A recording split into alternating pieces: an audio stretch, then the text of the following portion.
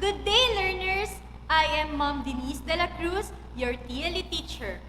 Welcome to Grade 7 Cookery class. Are you ready for another fun and amazing learning? Please ready your notebook, your learning module, and pen. Before we start, don't forget to click the heart reaction if you understand the lesson and comment your questions if you don't. Let's start. For today's objectives, my dear learners, let us first identify the tools, equipment, and paraphernalia needed in cleaning kitchen premises. Second, demonstrate how to clean kitchen premises. And lastly, appreciate the importance of cleaning kitchen premises. Before we proceed to our lesson, I would like to introduce to you my dear friend, Rachel. Rachel was asked by her family to do the dishes. Can you help Rachel identify what kind of cleaning agent should she use in the following situation? All right, you are given 5 seconds to answer each situation. Don't forget to comment your answer in the comment box. Number 1.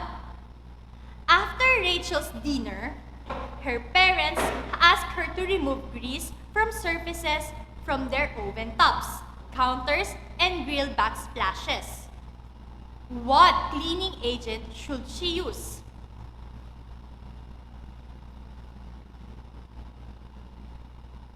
Very good! The answer is solvent cleaners. It is Wednesday, and it is her turn to do the dishes. What cleaning agent should she use to wash their everyday tableware?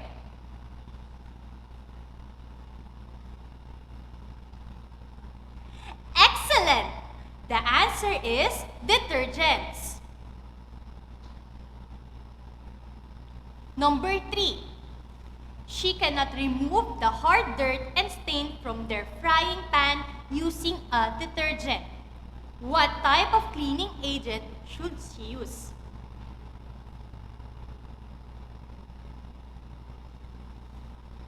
Correct!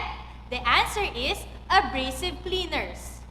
Next, Rachel's aunt, Monica, wants to remove the rust or scale in the dishwasher. What type of cleaning agent should she use?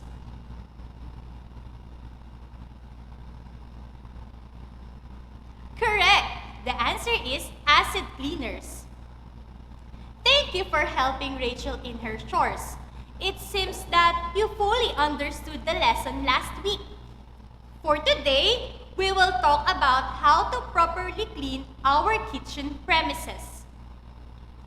Cleaning your kitchen regularly is important, not only to keep it looking at its best, but also to remove all the germs and bacteria that accumulate regularly in the kitchen area. There are several surfaces around the kitchen, and by making a homemade cleaning solution, you can easily clean most of the surfaces with one basic mixture of household ingredients that are probably already in your kitchen cupboards. Do you have an idea about the tools you'll need in cleaning your kitchen premises? Very well. You'll need a broom, cleaning rugs, and bucket. So, how do we clean our kitchen? First one is to collect loose dust by sweeping the kitchen floor with a daily broom. Second, wipe down countertops, tables, and other surfaces with a cleaning rug. And third, in order to remove sticky buildup, wipe it with a damp cleaning rug and wipe a damp mop over your kitchen floor. How to clean and store cooking tools and equipment.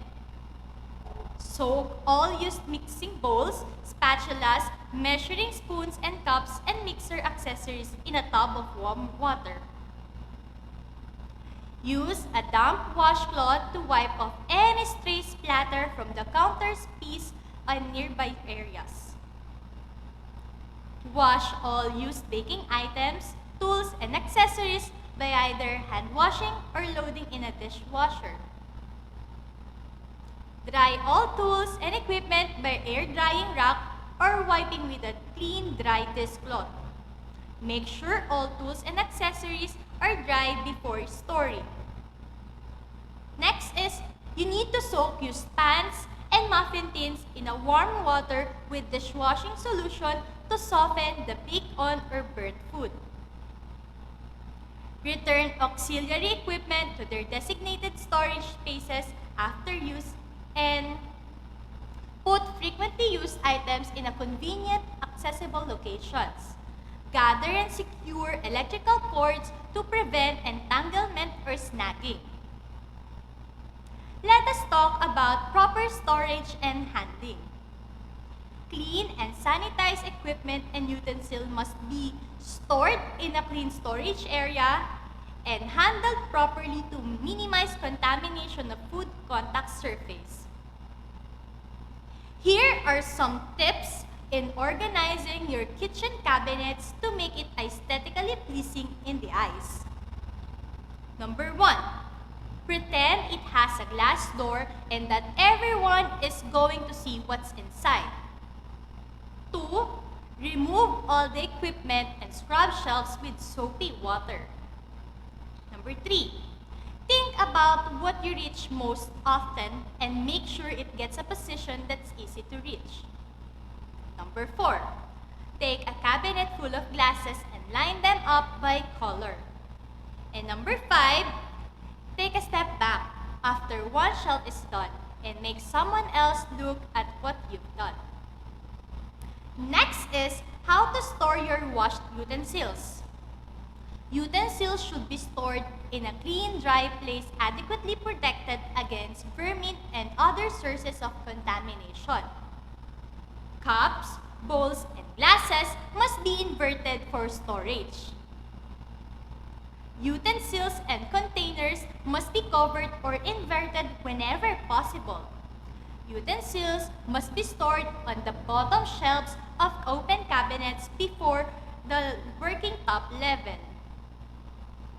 Racks, trays, and shelves must be made of materials that are impervious, corrosive resistant, non-toxic, smooth, durable, and resistant to chipping. Drawers must be made of the same materials and kept clean. To check your understanding of our lesson, let us have an activity. Write true if the statement is correct and false if it's not. You may key in your answers on the comment box. Let's start. Number 1. Clean and sanitized equipment and utensils must be stored on a clean storage areas. Is it true or false? Very good! The answer is true. Next one. Clean utensils must be stored in a clean, moist area. Very good! The answer is false. Full-line drawers are not acceptable. Amazing! The answer is true. Cups, bowls, and glasses must be inverted for storage. The answer is true. And number 5, racks, trays, and shelves must be made of any kind of materials. Correct! The answer is false. Way to go, students! Now, let us have another activity. I have here a series of pictures, and all you need to do is to identify what tools, equipment, or paraphernalia is or are needed in the following situations. Type your answer in the comment box.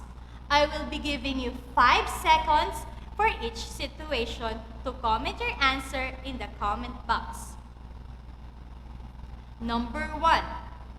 Can you guess the name of the tool used?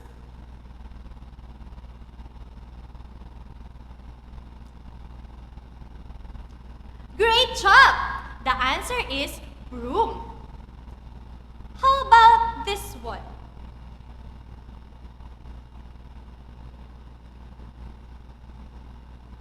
Very good!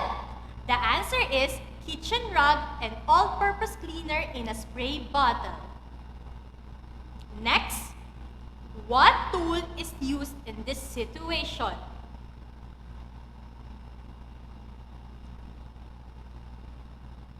Excellent!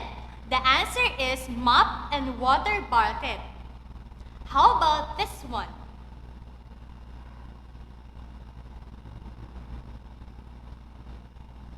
Marvelous! The answer is cleaning rug. The benefit of proper storing and stocking of kitchen tools and equipment is to prevent it somehow from the germs, making it infinitely easier to find what you need and retrieve it easily. Regularly cleaning your kitchen not only offers an appealing look, but also helps maintain your appliances, cupboards, and floors. Residue and build-up from lack of cleaning can result in costly maintenance, repairs, as well as decreased functionality in your appliances. Can I have a hard reaction if you understood our lesson for today? Congratulations, learners!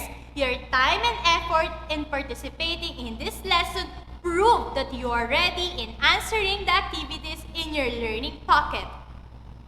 For your assignment, kindly answer what I can do in your Week 4 TLE7 learning module. If you have any questions, don't hesitate to message your DLE teachers. Surely they will attend to you immediately. Thank you very much for making yourself connected in today's lesson. Keep safe, everyone. See you again in our next Valenzuela FB Live. Bye!